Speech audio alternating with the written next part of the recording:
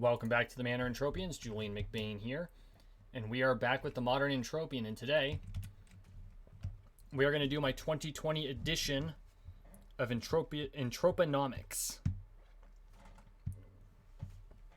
So, Entropinomics is literally Entropia economics, right? In Entropia Universe, we have an economy. It's a real cash economy.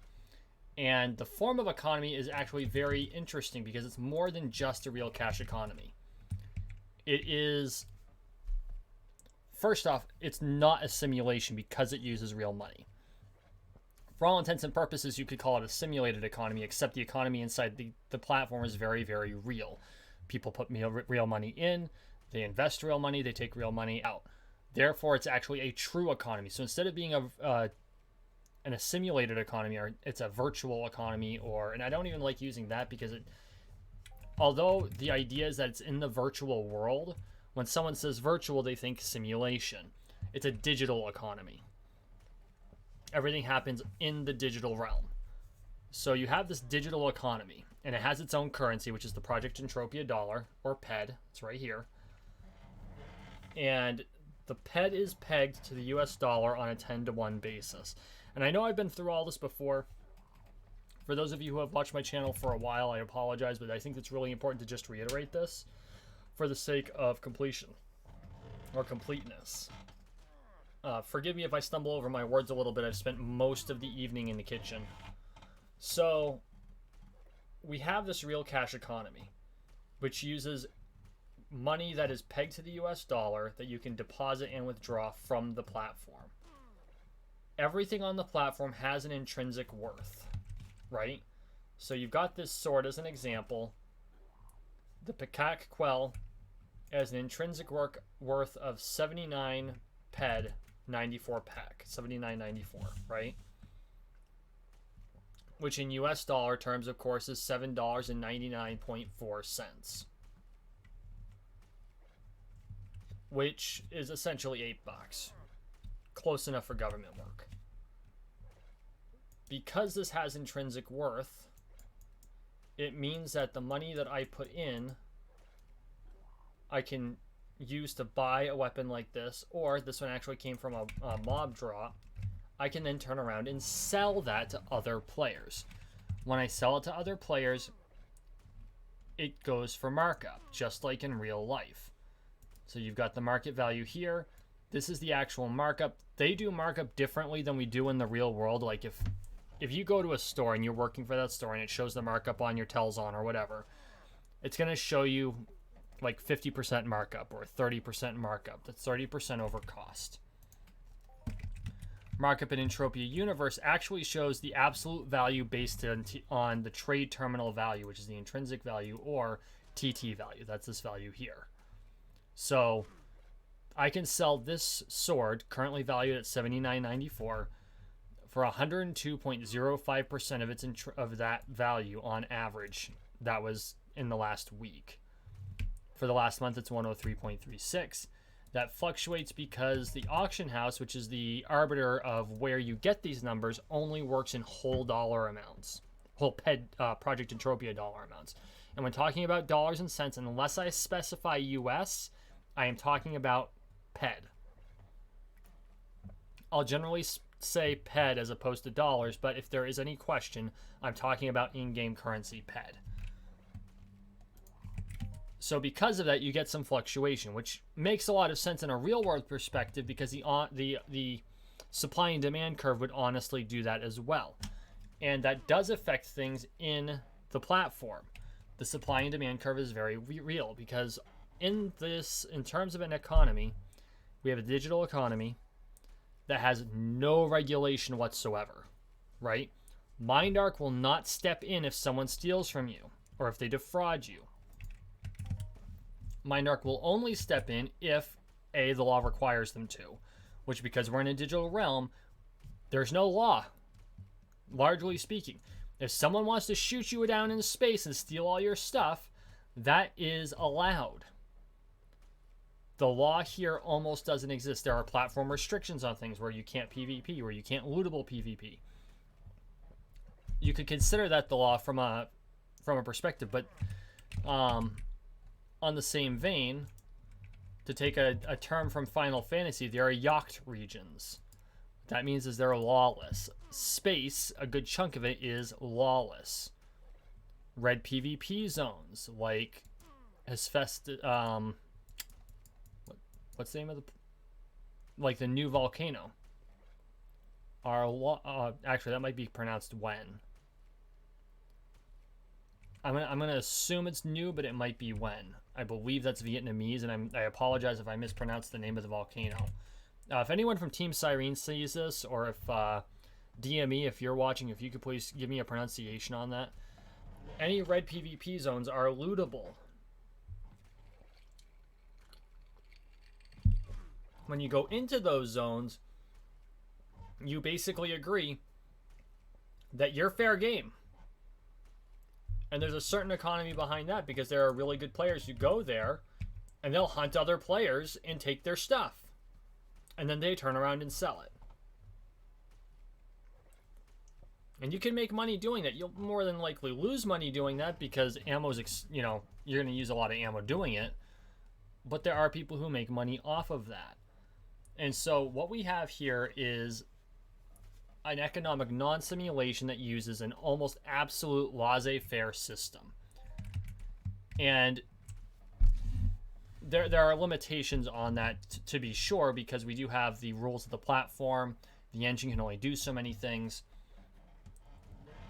But when it comes to buying and selling things, I can use arbitrage to move goods from one planet to another, risk being shot down by pirates, and sell them for a higher price on a planet where it's harder to get a hold of, using that planet's auction house, or just selling it to other players. If you go to a planet that's not Calypso, players are going to know that the markup auction house system is not going to be 100% accurate for that planet, because you have to smuggle shit across space. There was more arbitrage that was done between traders back before the markup was displayed. But now that you have it, you just have to use your brain and really think about the premium you're paying. Now, for those of you who don't know what arbitrage is, arbitrage, and there's a couple ways you can pronounce it. Because of my more Vermont accent, I call it arbitrage. I believe it's actually pronounced arbitrage, but I'm a Vermonter, so we don't really pronounce our T's very well. Arbitrage, blah, blah, blah, blah, blah. I can't talk. That word, arbitrage, is when you buy something for a price, you go to a location where it's less common and you sell it for a higher price. Alternatively, it's also used in investing where you day trade. It's mostly used in currencies and stuff where you buy it at a price and then you wait like 30 seconds and you sell it for a higher price, because you're moving between currencies. So like, if pounds are trading high against the dollar, I buy dollars with pounds, but then yen are trading, dollars are trading high against the yen, so I buy yen with the dollars. But if yen are trading high against the pound, I would then turn around and buy pounds with yen, and I'd actually make money in each transaction. That's how. And if I can go from 10 pounds to 11 pounds in those three trades, I've won. And yes, I'm deliberately using small numbers there, but that's the whole idea behind it. And you can do this in real life too. Timothy Ferris has a whole book on how to use arbitrage in real life, and we're talking just in currency valuation. So like, if you're being paid in US dollars and you pay your expenses out in you pay your employees in rupees and you pay your normal daily expenses out in pesos, you're winning in all three counts, right? So using this skill in Entropia Universe, you can actually make a lot of money. It used to be a lot better. Like, I know that Serial Overdrive, who of course is probably the most famous YouTuber for Entropia Universe, used to use arbitrage to make his money. He would be a trader. He'd go to Camp Icarus and he'd buy stuff off of people, and then he'd take the long journey to Twin Peaks, because back then there weren't any vehicles were kind of at a premium. There was like, you couldn't just fly there were no teleporters. You actually had to like run or drive a vehicle. And that's how he'd make his money. He'd drive to Twin Peaks and he'd sell it at Twin Peaks for a markup, and then he'd buy stuff at Twin Peaks that people needed at Icarus and transport it back and forth. And that's legit. That's a legit way of doing things, and people do this in real life all the time. You know, that's why people go on Alibaba, buy stuff from China, import it to the US, and then sell it on their Shopify account, and they're making probably 400, 500, 600% off of it. I can go to Alibaba right now, buy a smartwatch for 50 cents, turn around and sell it for $50 here in the United States. And that's arbitrage. It is. That's how it works. Now, keep in mind that there's the law of large numbers and shit like that you got to deal with. Like, you can't just buy one smartwatch off Alibaba. You got to buy 100 of them. So there's that, right? But it's the whole idea behind it. The per unit cost is low to you because you're also taking on the risk. You take on the risk that you won't be able to sell it. You also have to pay for the site. You also have to pay for the other things like that. And I'm kind of getting off topic here, but that whole concept is the same thing in Entropia Universe. You can buy animal muscle oil off of players or sweat off of players on Calypso, transport it to Arcadia where people need 10,000 sweat in order to buy the passport, and sell it there for more ped than you'd buy it from Calypso for. And people make money that way.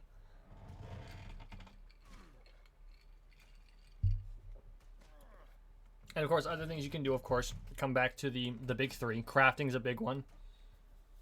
But what it comes down to is it has value because people want it. That was my really roundabout way of saying that. It has value because people want or need it. And therefore, the economy here works. And it works in a very classic sense. And because there's no regulation on that economy, it is truly laissez-faire. And it shows that a laissez-faire market system does function. Now, of course, it does have its problems. One look at the sweat market would tell you that it has its problems. And, you know, that's sometimes the way it goes. This is why it's so hard being a sweater now, because you can't even get 1 ped per 1,000 bottles in a lot of cases, depending on what the market looks like. That's the tougher side of it. But you have to be willing to deal with that if you want to contend in this particular place. So, how do you work the economy here to your advantage? Rule number 1, never assume. Never assume that the supply of an item is always going to be where it's at. Number 2, don't try to hold something forever. There are people out there who have stacks of items that they assumed were going to be worth something, and then the consumable that, or the product that they were looking to hold on to the supply for didn't end up using it. And then they got bitchy and complained to MindArc. And it's like, no, you can't be upset because you expected something and it didn't turn out the way you wanted. You took a risk and the risk didn't pan out. For other people, they took the risk and it did. And they made a lot of ped off of it. And that's good. But it works that way in real life too. If you have a company and you say, oh, you know, company X is making a car. Let's pretend you make widgets, right? And widgets are good for motor vehicles. And you see that Tesla is making a new car.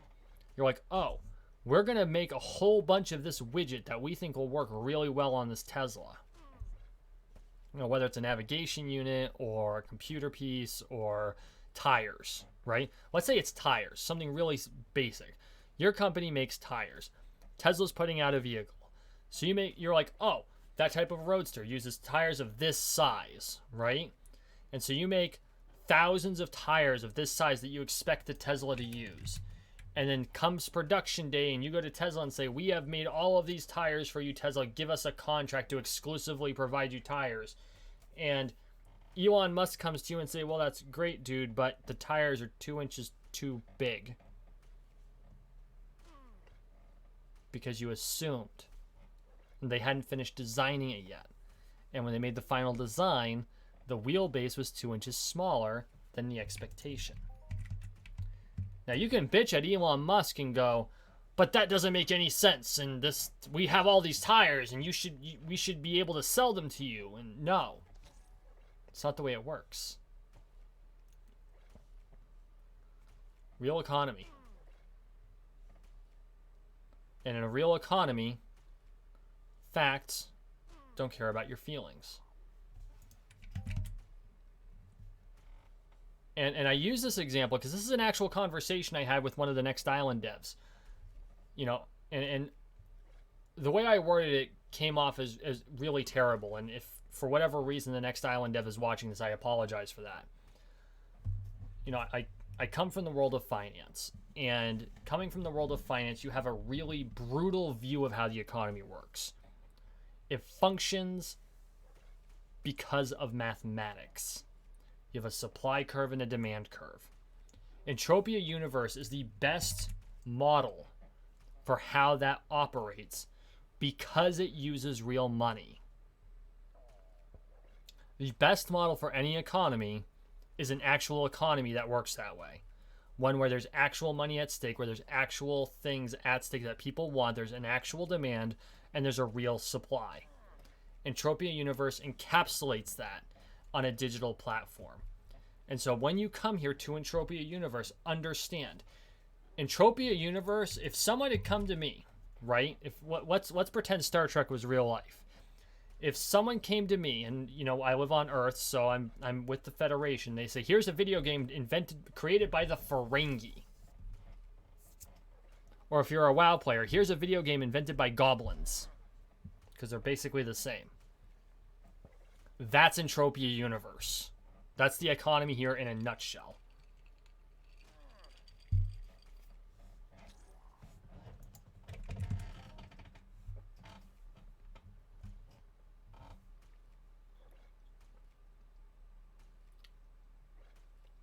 So how do you go about making money here? Well, there's a couple ways. I do the absolute worst possible thing for making money. I spend my time hunting. Most of the things you get from hunting are not money makers.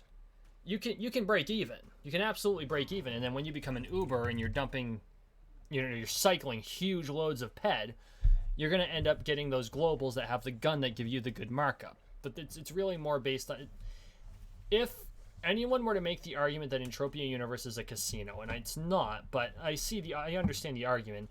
Hunting is the biggest reason that people think it's a casino. That's where all your friggin' RNG comes from.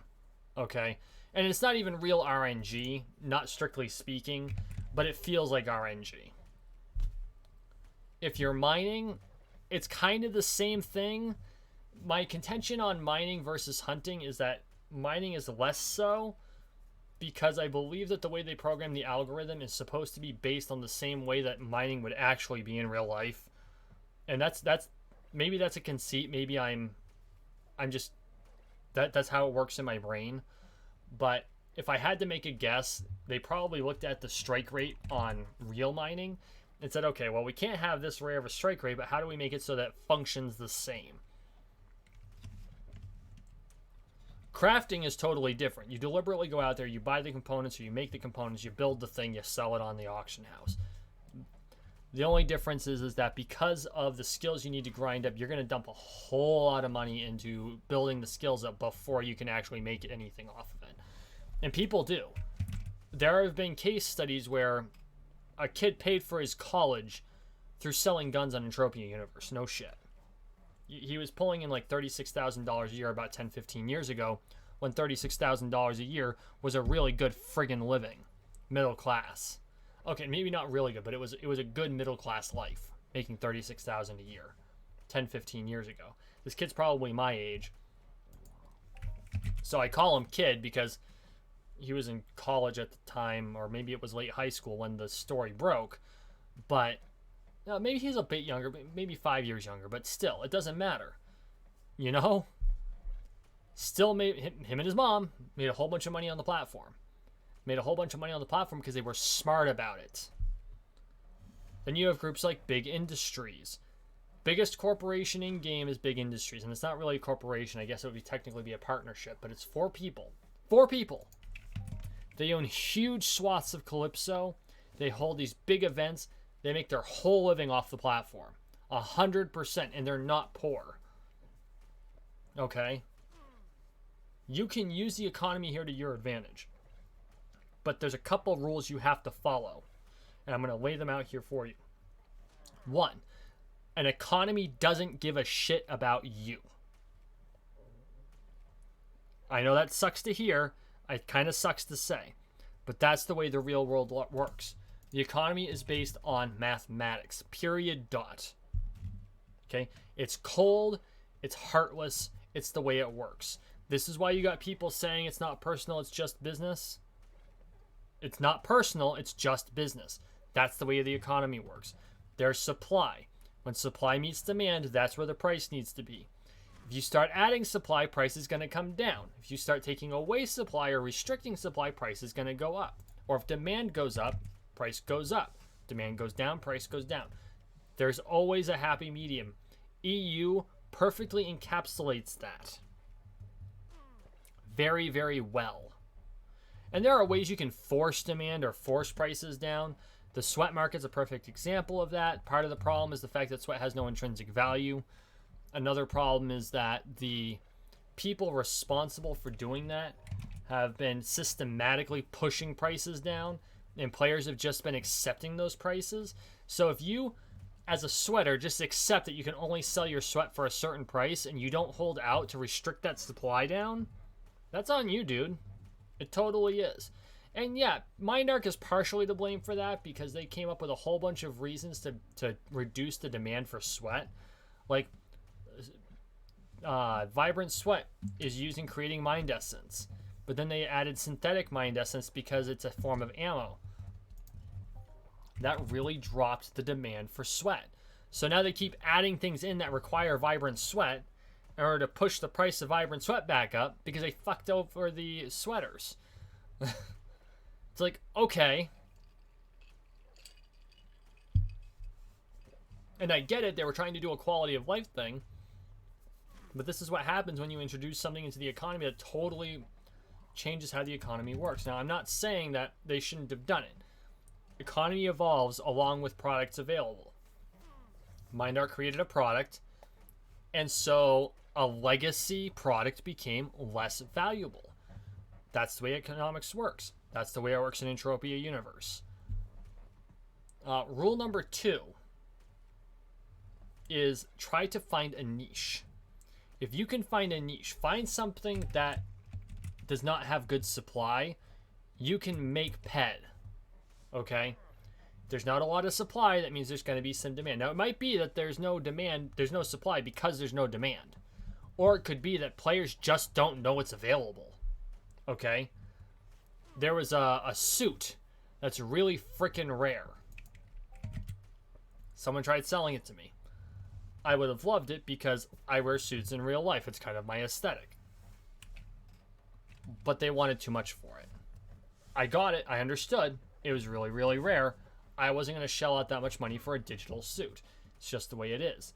Part of the reason that it doesn't necessarily sell for that much is because there isn't a whole lot of demand for the suit. Part of the reason there's not a whole lot of demand is because there's not a whole lot of supply. But if they were to increase the supply, that would drop the price. See how that works? It just like in real life, because Entropia is a true economy, the supply and demand curve is really, really important. If you want to look at economics in general, I strongly recommend looking at Investopedia. Look up any guidelines they have on the Series 65. Economics is a big part of that. For those of you who don't know, the Series 65 is the U.S. exam for investment advisors. It is a really interesting set of study material. I loved studying for the 65 when I studied for it. Or pick up any book on macroeconomics. Seriously. And if you did not go to college, or if you've never taken economics, which if you went to college for any degree, you're supposed to, I believe, take macroeconomics. I know it was a prerequisite for just about every degree in the college I went to, but I know that's not universally the case. Take a macroeconomics course. Please. And if you're new to Entropia Universe and you've never taken economics, if you read a book on macroeconomics, the whole thing makes 100% more sense to you. I promise. So, and just understand that if someone isn't buying from you, It's either because the demand isn't there, the price is too high, or you're just not selling it well enough. And okay, you don't really get into the whole sales pitch in Entropia Universe. You pretty much put it up there and just want to sell X for Y amount. But at the same time, there is an art to selling even in a platform like this. Understanding how to do it is really important. And the irony is, I'm a salesperson. And I'm fairly high ticket. Like, the average product that I sell... So my low ticket item averages $350. That's low ticket for what I do. That's US dollars, by the way. 350 US dollars. And I am not as good selling in Entropia Universe as I am in real life. And I put that out there because there is a different type of selling skill in the platform than there is if you like sell cars or sell insurance or anything like that. And keep in mind, I have someone who has had to come back to a client or a prospect and said, that's going to be $5,200. And I have to do it in a way that I'm not selling out of my own pocket, right? And they've just been, okay, that's cool. Where do I sign the check? That doesn't work the same in Entropia Universe. Here, you have to word things correctly, and there's a standard, and people look at it, and they have to want it, and that's it. Right? And so there's a separate skill to it. So if you're a salesperson coming into this platform expecting to be able to use those skills to just sell, the basis behind them is the same, but the way you do the sale is 100% different. So just be warned on that. So yeah, I don't know if that really encapsulates what I really wanted to cover, but I think it does the job. Entropinomics does work different from real-world economics, only insofar as the products are different, but the mechanics are identical.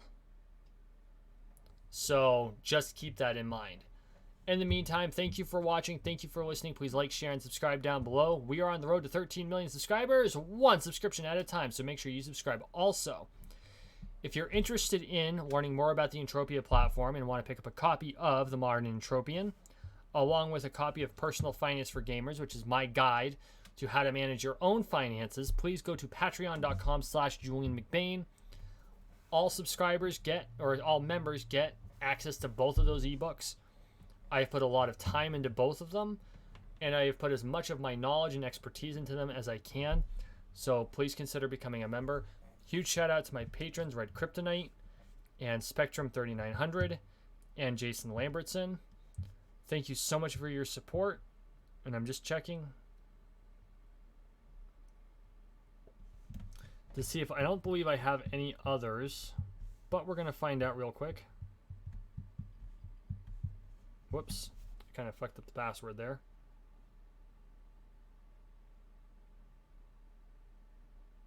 Yep, they are my 3 patrons, so thank you so much for your support.